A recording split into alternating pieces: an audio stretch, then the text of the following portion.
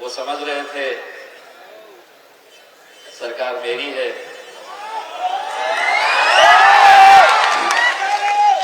मैं कुछ भी कर सकता हूं। नहीं चलेगा। मैं समझ रहा था आवाम मेरी है, मैं कुछ भी कर सकता हूं। उन्होंने पूरी ताकत लगा दी, मैं यहां पहुंच ना सकूं, मैंने पूरी ताकत लगा दी। इसीलिए कह रहा हूं मुंबई मैं आ गया। आ गया। अभी ये तो बस एक हमारी आवाज पर ही छा गई इतनी बौखलाहट। ये तो सिर्फ एक गुर्राहट थी, अभी दहाड़ना बाकी है।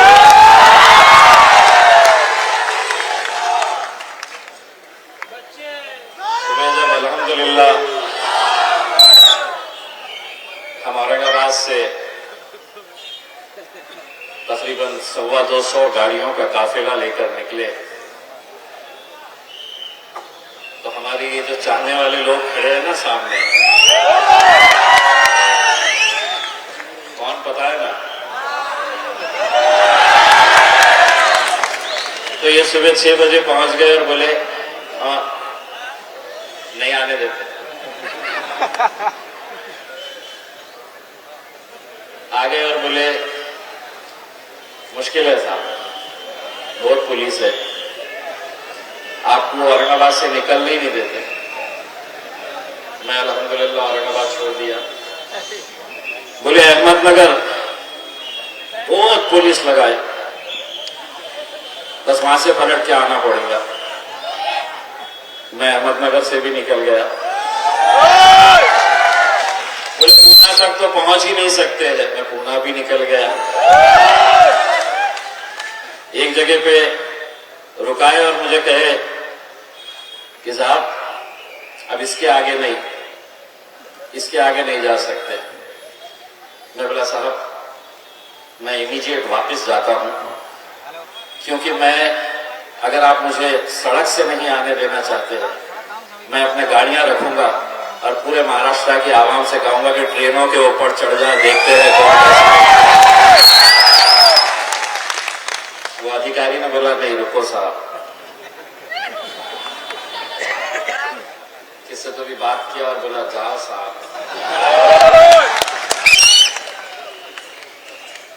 लेकिन मैंने आज इन 13 घंटों के सफर के अंदर एक बात का मुझे एहसास हुआ कि लोग यूं ही मजलिस को शेरों की जमात नहीं कहते। कुछ तो है कि इतनी ताकत लगा दी गई। और मैं एक साफ शब्दों के अंदर ये कहना चाहता हूं, और मेरी बात रखने से पहले मैं महाराष्ट्र की और मुंबई पुलिस का तहे दिल से शुक्रिया अदा करना चाहता हूं। मुझे मालूम है कि जो रुकावटें पैदा की गई थी इसमें पुलिस का कोई हाथ नहीं था। आप अपना फर्ज निभा रहे थे, मैं अपना काम कर रहा था। लेकिन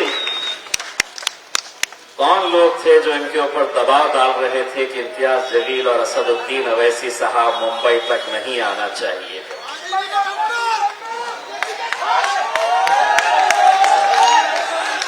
आपको मैं ये बताऊं कि ये जब प्रोग्राम हमने लेने का तय किया था तो हमने लोगों से ये बताया कि ये हमारी सियासी जमात का कोई कार्यक्रम नहीं है, कोई प्रोग्राम नहीं है। हमने तमाम कांग्रेस के, राष्ट्रवादी कांग्रेस के, समाजवादी पार्टी के, और अब तो शिवसेना भी मुसलमानों की बात करती है, उनके भी नेताओं को हमने कहा कि एक मर्तबा हम लोग क्या अपने कौम के साथ हो रहे नाइंसाफियों के लिए हम एक प्लेटफॉर्म के ऊपर नहीं आ सकते? क्या हमें उन मराठा भाइयों से सीखना नहीं चाहिए कि जिन्होंने जब अपने रिजर्वेशन के लिए सड़कों के ऊपर आंदोलन किया तो शिवसेना का मराठा हो या भारतीय जनता पार्टी का हो या कांग्रेस का हो या एनसीपी का हो, ये पूरे के पूरे मैदान में उतरे तो अपनी सियासी जमात का मफलर पहनकर नहीं उतरे, वो मराठा बनकर वहां पर उतरे।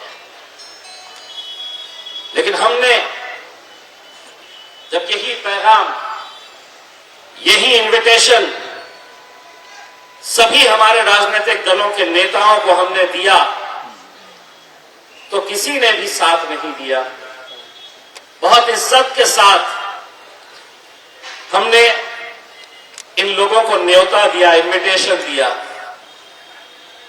लेकिन बाद में पता चला कि ये इज्जत के लायक ही नहीं है।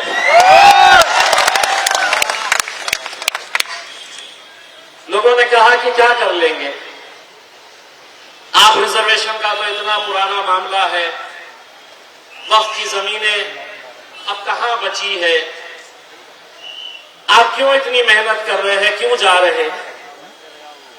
इलेक्शन के वक्त एक बात कही थी, दोबारा ये बात दोहरा रहा हूं, मंजिल मिले ना मिले ये मुकद्दर की बात है, हम कोशिश भी ना करें ये गलत बात है।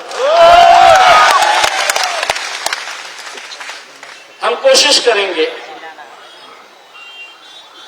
पूरी ईमानदारी के साथ कोशिश करेंगे, और जब ईमानदारी के साथ कोशिश करते हैं तो उसका नतीजे कैसे होते हैं, अल्हम्दुलिल्लाह वही एक नतीजा आपके सामने आज आपका बेटा, आपका भाई खड़ा हुआ है। हमने ईमानदारी के साथ मेहनत की, इसीलिए जब लोगों ने मुझसे, पत्रकारों ने कहा कि आप भाषण में असद साहब क्या बोलने वाले हैं, आप क्या बोलने वाले हैं, तो अब हम सिर्फ भाषण करने के लिए नहीं आए हैं। ये जो स्क्रीन लगाए हैं ना, 2 स्क्रीन लगाए हैं, इनको आज उधेड़ने भी वाले हैं और स्क्रीन के जरिए दिखाने वाले हैं कि किस तरह से इस कौम का खेल खेला जाता है।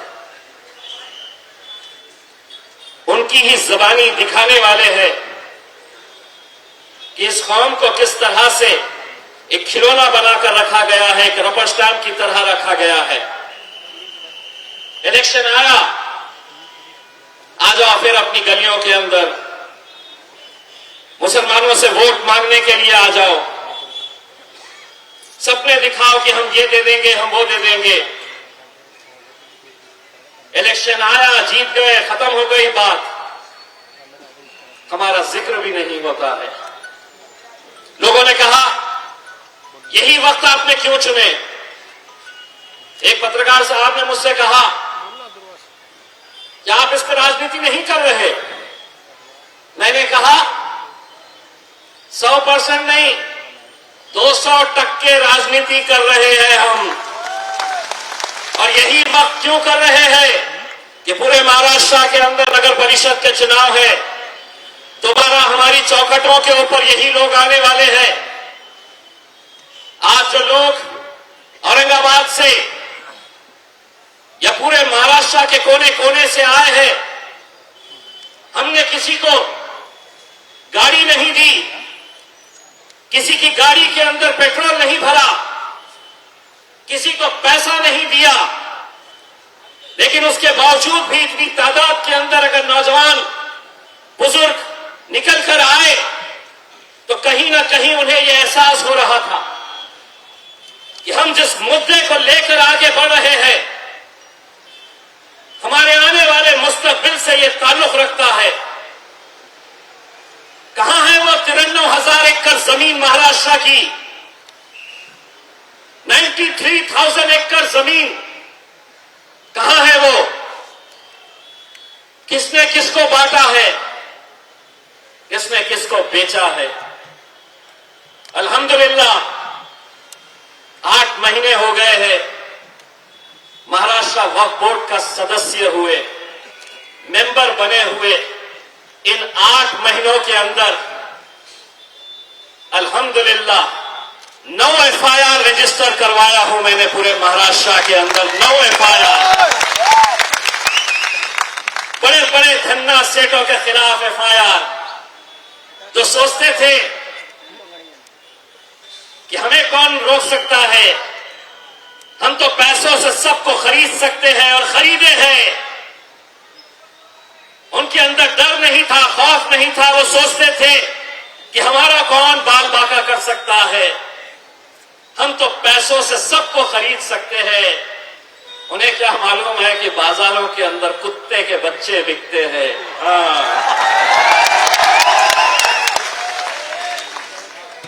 बाजार में खरीद सकते हैं, बाजार में क्या नहीं खरीद सकते? एक है स्टेज पे, ओरिजिनल एक ही है, बाकी हम छोटे छोटे हैं। असद भाई को देख के अल्हम्दुलिल्लाह, पहले पार्लियामेंट के अंदर भारतीय जनता पार्टी वाले सोचते थे ये अकेले है, इतना बोलते, और अब ये भी आ गया, अरे बाबा बाबा बाबा ये तो बहुत ही बोलता।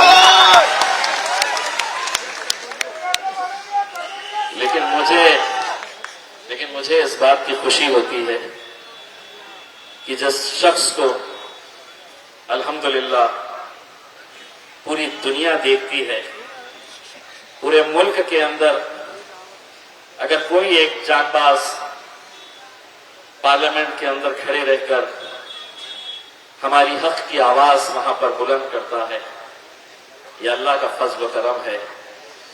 उसी मेरे कायद के बाजू जाकर बैठने का शर्फ मुझे हासिल हुआ है आप लोगों की दुआओं की वजह से।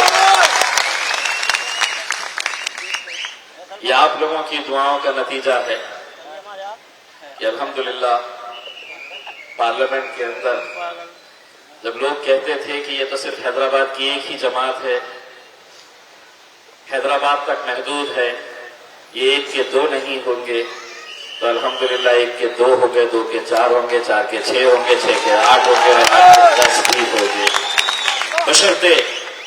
बशर्ते हमें जिस नेक नियति के साथ, जिस एकजहीती के साथ काम करने की जरूरत है, अगर उस तरह अगर काम करें, मैं तो मुंबई के नौजवानों के अंदर जो जज्बा और जो जोश देखता हूं, कभी कभी असद साहब को ये दिल बोलना चाहता है कि असद साहब मुंबई मेरे हवाले कर दीजिएगा, देखिए मुंबई की कैसे काया कर रहे। हमारे फयाज भाई भी काम कर रहे हैं, वारिस भाई भी काम कर रहे हैं, हमारे कॉर्पोरेटर्स भी काम कर रहे हैं, लेकिन कहीं ना कहीं हमको आज ये देखना होगा कि हम सिर्फ ओहदा लेंगे। महाराष्ट्र के कोने कोने से हमने कहा था कि आपको आना है, कुछ लोगों ने बहाने बनाए। मैंने जब मीटिंग लिया तो एक ने कहा मैं 40 गाड़ी लेकर आ रहा हूं, आखिर में लाया 4। एक ने कहा 20 गाड़ियों का तो नंबर लिख लो साहब, लाया 3। घर को जाना पड़ेगा भैया, काम करोगे तो टिकोगे, नहीं करोगे तो आपको भी जाना पड़ेगा। और ये फैसले हमको अपने पार्टी के हक के अंदर लेने पड़ेंगे। जो काम करेगा वो मजलिस के अंदर आगे बढ़ेगा, जो नहीं करेगा उसको घर में जाना पड़ेगा।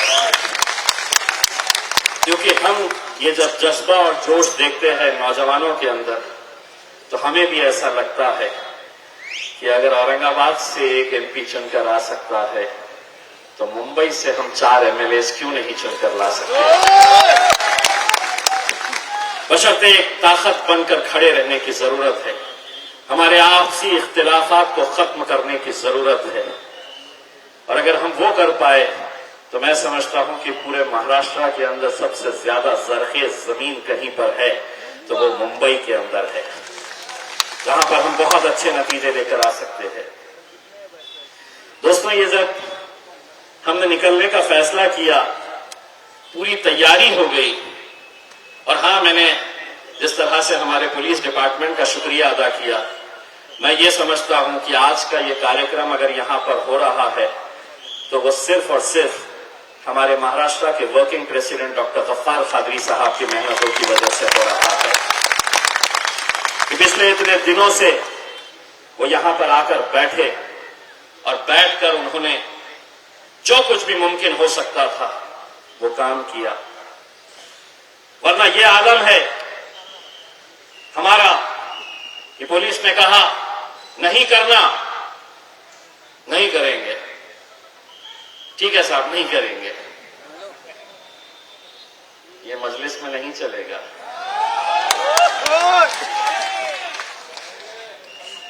ये मजलिस में कतई नहीं चलेगा। इसीलिए जब अलग अलग जगह के ऊपर हमको रोका जा रहा था तो मुझे मालूम था कि पुलिस को तो बेचारे सामने कर रहे हैं, लेकिन इसके पीछे कौन लोग हैं जिनके अंदर ये डर और खौफ पैदा हो चुका है मजलिस की वजह से कि ये जो बैठे हैं ये तो हमारी जागीर थी, ये हमारे अलावा कहां जा सकते हैं। इनको डर दिखाओ कि अगर हमारे साथ नहीं आए तो भाजपा आ जाएगी, शिवसेना आ जाएगी, हम सेक्युलर है, हमको दो। लेकिन जब उन्हें यह एहसास होने लगा कि अब ये कौम भी बेदार हो चुकी है और इसमें भी वो हिम्मत आ चुकी है कि कल तुमसे ये सवाल करेगी कि जिस मुंबई हाई कोर्ट ने 2014 के अंदर तमाम दस्तावेज देखे, एम्पिरिकल डेटा जिसे कहते हैं, मुसलमानों के ताल्लुक से देखा, पढ़ा, समझा, तब अदालत ने यह फैसला लिया, आदेश जारी किया गया कि मुसलमानों का एजुकेशन का परसेंटेज इस राज्य में, इस मुल्क के अंदर सबसे कम है।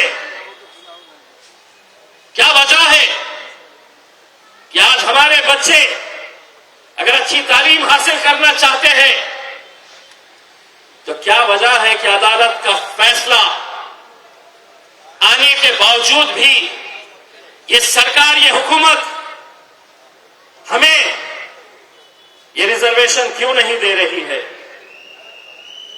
मैं और वारिस पठान 2014 से 2019 तक महाराष्ट्र की विधानसभा के अंदर एमएलए थे। उस वक्त कांग्रेस के, राष्ट्रवादी कांग्रेस के, समाजवादी पार्टी के आमदार एमएलए खड़े रहते थे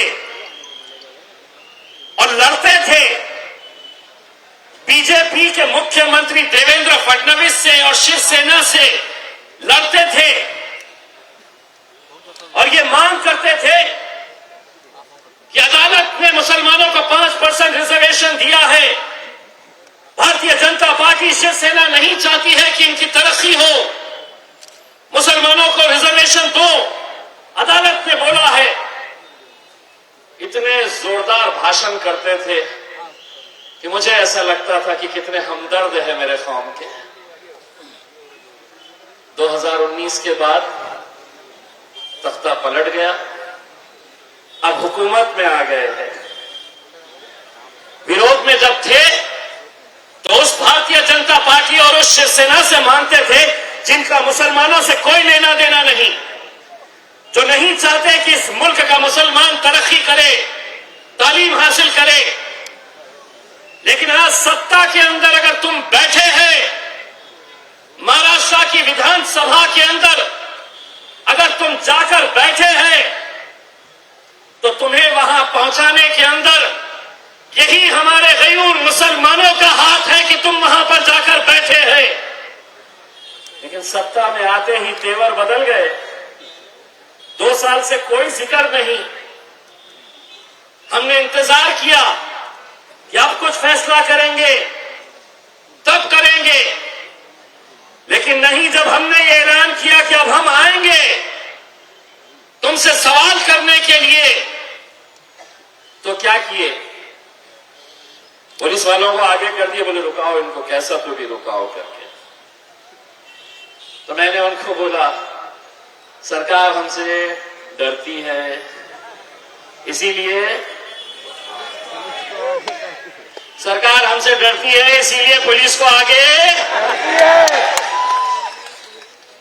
लेकिन यकीन मानिए आप अपना काम कर रहे थे। हमें मालूम है कि कौन कौन लोग इसके अंदर खेल खेल रहे थे कि हम आना नहीं करके कैसी कैसी साजिशें रची जा रही थी। मैं वो तमाम नौजवान जो महाराष्ट्र के कोने कोने से आए, मैं उनका तहे दिल से शुक्रिया अदा करना चाहता हूं कि आज अगर हम यहां तक पहुंचे तो सिर्फ इसलिए कि मैं अकेला नहीं था। जब मुझे रोकते थे तो वो देखते थे कि मेरे पीछे अल्हम्दुलिल्लाह कितनी बड़ी तादाद और कितनी बड़ी ताकत खड़ी हुई है। हद तो ये हो गई कि वाशी के पास जब हम आए नवी मुंबई में, अगर कोई वरिष्ठ पुलिस अधिकारी यहां पर मौजूद है तो सुनिए साहब, हमने अपनी किसी भी गाड़ी के ऊपर हमने अपनी पार्टी का झंडा लगाकर नहीं लाए। हमने कोई हरा नीला पीला भगवा झंडा लगाकर नहीं आए। हमने हमारे इस मुल्क के तिरंगे को हमारे गाड़ियों के ऊपर लगाकर हमने तिरंगा रैली बोलकर लेकर आए। उस तिरंगे का जिसकी हम इज्जत करते हैं, जिसके ऊपर हमें गर्व है, फख्र है। लेकिन वाशी में हमारी जैसी ही गाड़ियां रोकी गई, इतनी पुलिस थी वहां पर, इतनी पुलिस थी कि मुझे ये शक होने लगा कि मैं खासदार हूं या कोई आतंकी हूं जो इसके लिए इतने सारे लोग मेहमान मेरे इंतजार में यहां पर खड़े हुए थे। लेकिन वहां पर कुछ पुलिस वालों ने हमको आदेशित किया और कहा कि हम आपको आगे जाने देंगे, आप अपने गाड़ियों से ये तिरंगा निकाल दीजिए। ये वाशी के एक वरिष्ठ पुलिस अधिकारी ने, मीडिया वाले भी वहां पर थे, उनके सामने हमें यह कहा गया कि आपको अगर मुंबई जाना है तो आप तिरंगा निकालिए, अपनी गाड़ी में रखिए और आप आगे जा सकते हैं। मैंने तिरंगा निकाला, गाड़ी से खुद नीचे उतरा और मैंने कहा कि गाड़ी तू रख, मैं पैदल जाऊंगा लेकिन तिरंगे को नहीं छोड़ूंगा।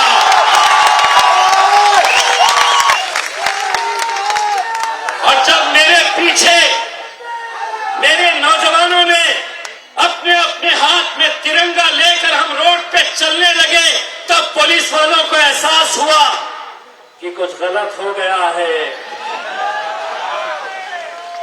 फिर बोले जाओ आगे मुंबई। बस यही हमारा था। ये रुकावटें क्यों और किस वजह से की जा रही है? इलेक्शन आएगा, जब भी आएगा, जिस किसी को जिस जमात के अंदर जाना है, जिसका झंडा पकड़ना है, किसका मफलर पहनना है, यह आपका इख्तियार है। लेकिन एक मर्तबा हम सबको मुसलमान बनकर सड़कों पर उतरने की जरूरत रहेगी मेरे भाइयों। और जब तक हम ये नहीं करेंगे, लोग कहेंगे कि क्या होगा 5% रिजर्वेशन से। क्या नहीं होगा।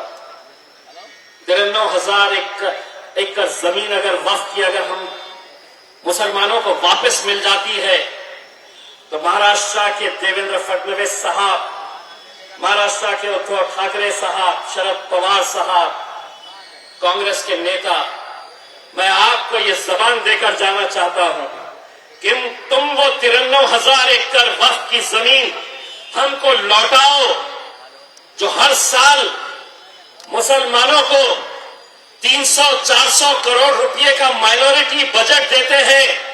वो बजट नहीं देना 300 करोड़ तो खैरात में हम तुम्हें दे डालेंगे। वो जमीनें हमारा हक है और इसके लिए एक मूवमेंट चलाने की जरूरत है। आज छोटी सी एक झांकी दिखाए, थोड़े परेशान हो गए। फयाज भाई, महाराष्ट्र विधानसभा का अधिवेशन आने वाला है। अब एक धरना जो है, जब इनका अधिवेशन रहेगा, जब ये अंदर बैठेंगे तो इनकी बजाने के लिए हम लोग बाहर खड़े रहेंगे। बहुत डरते हैं ये जब अंदर बैठते हैं और उनको पता चलता है कि आ गए ये टोपी वाले, दाढ़ी वाले, ये फॉर्म निकल कर आ गई है, अपनी वाट लगने वाली है। हम सिर्फ इतना कहना चाहते हैं कि ये लोगों ने आप लोगों के साथ कैसा खिलवाड़ किया है। अगर मैं अपनी जबानी अगर कहूंगा तो शायद आप लोगों को यकीन नहीं होगा। अगर मैं कहूंगा कि आप लोगों को कैसा बेवकूफ बनाया गया था, मैं अपनी जबानी कहूंगा कि किस नेता ने, चाहे वो नवाब मलिक साहब हो, आरिफ नसीम खान साहब हो, अबू आसिम साहब हो,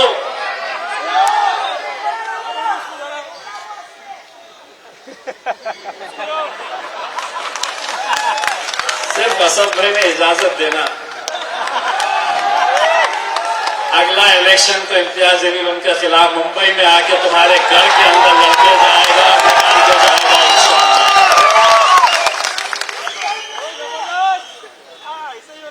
हमारी वजह से वहां गए और बोले कौन अवैसी,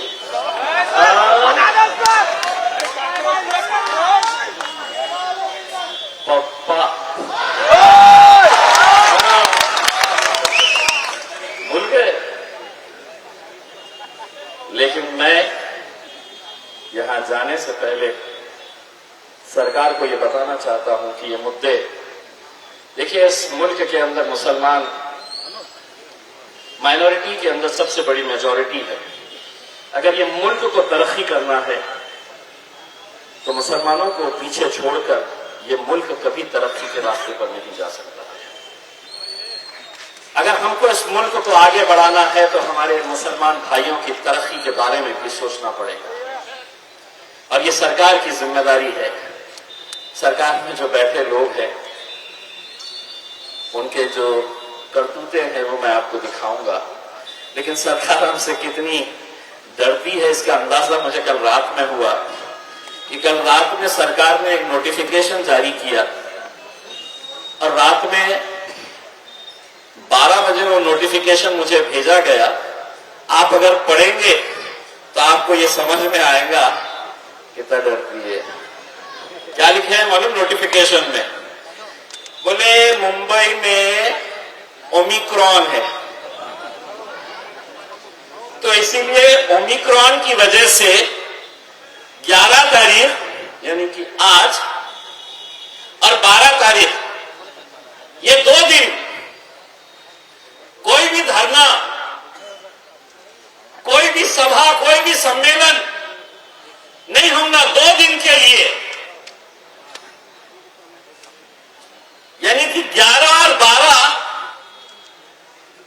जब हम यहां पर हैं तो ओमिक्रॉन,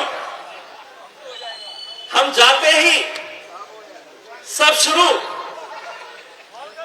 अगर आप बोले होते असद भाई इजाजत दिए 13 तारीख के दिन फिर आ जाएंगे गाड़ियां लेके यहां पे, फिर तो रोक नहीं सकते हैं हमारे को।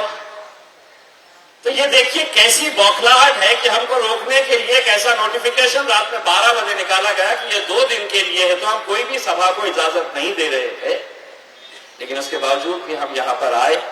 अल्हम्दुलिल्लाह, मैं आप लोगों का, तमाम लोगों का तहे दिल से शुक्रिया अदा करना चाहता हूं। और इससे पहले कि मैं बैरिस्टर असदुद्दीन अवैसी साहब को आपके सामने पेश करूं, मैं चाहता हूं कि आप लोग स्क्रीन के ऊपर नजर डालें और देखें। लगाओ रे, इनकी धुलाई करो जरा, लगाओ।